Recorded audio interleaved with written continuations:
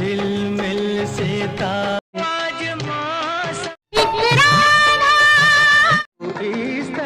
भारतीय मनोरंजन जगत के दो अनमोल नगीने, एक ने अपनी जबरदस्त एक्टिंग से सिनेमा के शौकीनों के दिलों में जगह बनाई, यमला पगला दीवाना हो रब्बा, इतनी सी बात न जाना के। तो एक ने अपनी बेजोड़ गायकी से करोड़ों लोगों की नजरों में इज्जत पाई। ऐसी तो मेरी तकदीर न थी, तुम सा जो कोई मैं, ये चांद सा रोशन चेहरा, जुल्फों का रंग सुनहरा, ये झील सी नीली आंखें। जहां धर्मेंद्र अपने दौर के सफल अभिनेताओं में एक हैं, तो वहीं रफी साहब भी भारत के महानतम गायकों में शुमार किए जाते हैं।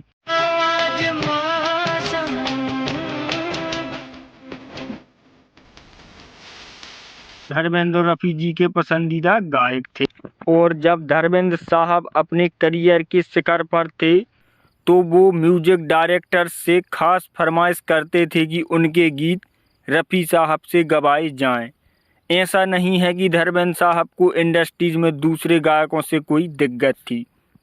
धर्मेंद्र हर गायक को रफ़ी साहब जितना ही सम्मान देते थे।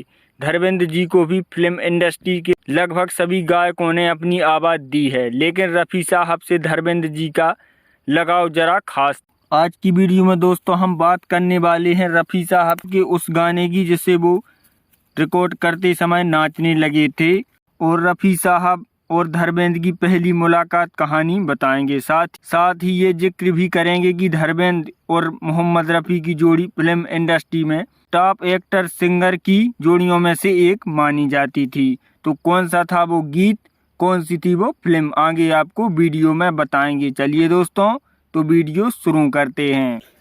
तू कहीं आस पास है, दो को प्यार छुपाने की बुरी आदत। रफ़ी साहब ने धर्मेंद्र जी के लिए जो पहला गीत गाया था वो था जाने क्या ढूंढती रहती हैं ये आंखें मुझसे। क्या ढूंढती रहती हैं ये आंखें मुझ में। ये साल 1961 में आई धर्मेंद्र की दूसरी फिल्म 16 और शबनम का गीत था, और इस गीत को कंपोज किया था नामी म्यूजिक डायरेक्टर ख़याम ने, जबकि इसके बोल लिखे थे कैफे आजमी साहब ने। कुछ साल पहले दिए गए अपने एक इंटरव्यू में धर्मेंद्र जी ने इस गीत और रफ़ी साहब को याद करते हुए कहा था कि रफ़ी साहब तो जैसे मेरे कैरेक्टर के साथ मर्ज हो जाते थे, वो हमेशा मुस्कुराते रहते थे, गुस्सा तो उनके चेहरे पर कभी दिखी ही नहीं, वो मेरे लिए भाई जैसे थे। शोले और शबनम के इस गीत को रिकॉर्डिंग के दिन मैं पहली दफ़ा रफ़ी साहब से मिला था। उस दिन तो मानो मेरा सपना ही पूरा हो गया था। मुझे बाद में पता चला कि जब रफ़ी साहब ने वो गाना रिकॉर्ड कर रहे थे तो तब उन्हें बुखार भी हो रहा था, लेकिन कमाल देखिए रफ़ी साहब ने उस हाल में भी गाना कितना खूबसूरत गाया। उसी इंटरव्यू में धर्मेंद्र जी ने यह भी कहा था कि अगर उनके बेटे सनी देओल की पहली फिल्म बेताब के वक्त रफ़ी साहब जिंदा होते तो वो उनसे ही सनी के लिए भी सॉन्ग रिकॉर्ड कराते, लेकिन अफसोस तब तक रफ़ी साहब को इस दुनिया से गए 3 साल हो चुके थे।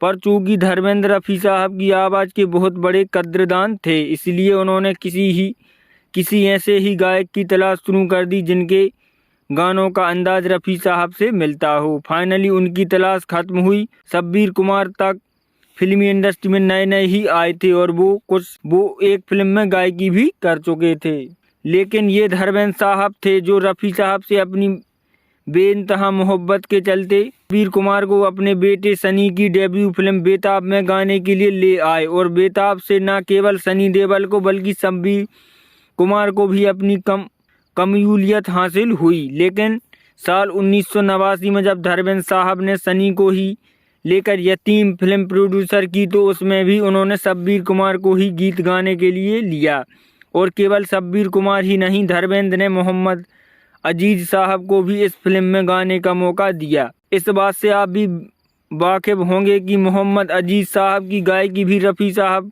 का काफ़ी प्रभाव था। रफ़ी साहब के बारे में बात करते हुए धर्मेंद्र कहते हैं, मैं उस जमाने से रफ़ी साहब का फ़ैन हूँ जब मैं फिल्मी दुनिया में आया भी नहीं था। रफ़ी साहब मेरे कैसे भी सॉन्ग के साथ अपनी आवाज़ को मेरे कैरेक्टर संग मैच करा देते थे और मेरे ही क्या किसी भी एक्टर के साथ रफ़ी साहब ये कमाल बड़े आराम से करते थे। मैं दिल से ये बात बोल रहा हूँ कि अगर मेरा बस चलता तो मैं अपने किसी भी गाने को रफ़ी साहब के अलावा किसी दूसरे गायक से ना गवाने देता। हालांकि ऐसा नहीं है कि मैं किसी और गायक को पसंद नहीं करता, मैं सबको पसंद करता हूँ और सबका सम्मान करता हूँ। साल 1995 में जब धर्मेंद्र साहब ने अपने छोटे बेटे बॉबी देओल को बरसात फिल्म से लॉन्च किया तो उस वक्त भी रफ़ी साहब का प्रभाव उन पर रहा। बरसात के म्यूजिक डायरेक्टर थे नदीम श्रवण और उस जमाने में नदीम श्रवण कुमार सानू के साथ अपनी मजबूत एसोसिएशन के लिए जाने जाते थे। लेकिन धर्मेंद्र साहब ने नदीम श्रवण से कहकर बरसात की फिल्म में सोनू निगम के 3 सॉन्ग दिलाए।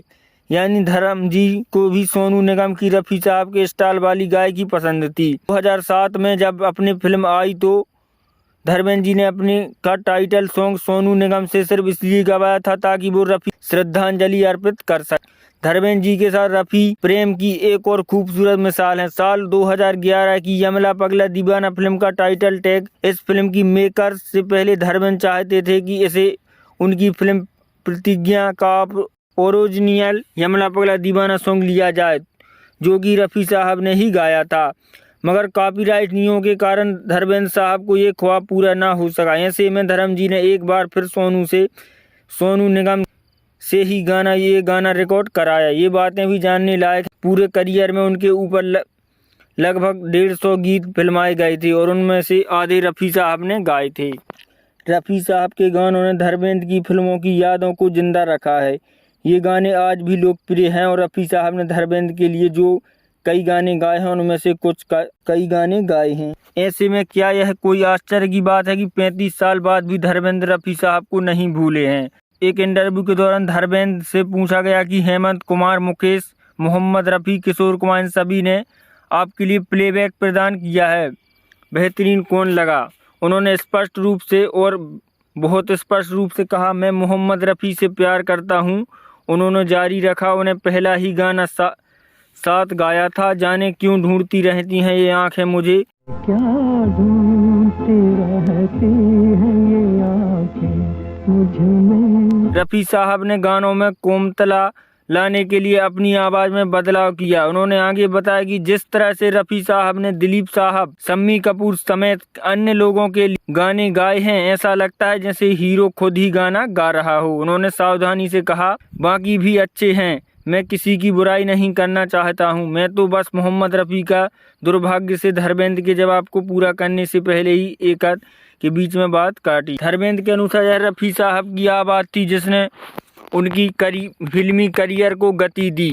वहीं रफ़ी साहब को एक प्यारे और स्नेही व्यक्ति के रूप में याद करते हैं, लेकिन फिल्म उद्योग में उनके शानदार स्थान के बावजूद वे बहुत विनम्र व्यक्ति थे। वह बहुत विनम्रता से स्वीकार करते थे कि रफ़ी साहब के गाए ये खूबसूरत गीत पर्दे पर गाने का मौका धर्मेंद्र को मिला। रफ़ी साहब के ये खूबसूरत गाने धर्मेंद्र को स्क्रीन पर निभाने को मिले। रफ़ी साहब अपनी विनम्रता के लिए जाने जाते थे और यह धर्मेंद्र भी उनकी तरह विनम्र। रफ़ी साहब को अपना निजी पसंदीदा मानते हैं, उनके बारे में वे अंतहीन बातें भी कर सकते हैं और धर्मेंद्र रफ़ी के पसंदीदा रहे हैं और साथ में वो एक साथ जोड़ थे। दोस्तों, एक बार यमला पगला दीवाना लोगों को जरूर याद आता है। जी हाँ, वही गाना जिसमें अपने धर्मेंद्र ने ऐसा जबरदस्त डांस किया था जिसके लिए आज भी वो मशहूर हैं। उस गाने में देखे धर्मेंद्र, यमला पगला दीवाना हो रब्बा, इतनी सी बात न जाना के। धर्मेंद्र के डांस स्टेप आज भी लोगों के बीच दोहराए जाते हैं। रफ़ी साहब रिकॉर्डिंग चल रही थी तब उस जमाने के प्रसिद्ध बॉलीवुड गायक मोहम्मद रफ़ी जमकर नाचे थे। जी हाँ, बताया जाता है कि जब मोहम्मद रफ़ी साहब इस गाने की रिकॉर्डिंग कर रहे थे तब वो इस गाने को गाते हुए मंत्रमुग्ध हो गए थे। उनको ध्यान ही नहीं आ रहा था कि वो रिकॉर्डिंग स्टूडियो में हैं। वो इस गाने को जितना गा रहे थे उतना ही इस पर नाच रहे थे। हर कोई मोहम्मद रफ़ी साहब का यह अंदाज देखकर चौंक गया था। किसी को समझ नहीं आ रहा था कि असल में रफ़ी साहब को हुआ क्या है। लोग इस बात को तक नहीं समझ पाए कि जब यह गाना रिलीज हुआ, क्योंकि रिलीज होते ही यह गाना हर किसी की जुबान पर था। साथ ही हर किसी के पैर एकदम वैसे ही थिरक रहे थे जैसे धर्मेंद्र साहब के पैर थिरक रहे। दोस्तों, तो रफ़ी साहब और धर्मेंद्र का यह किस्सा कैसा लगा हमें कमेंट में ज़रूर बताएं।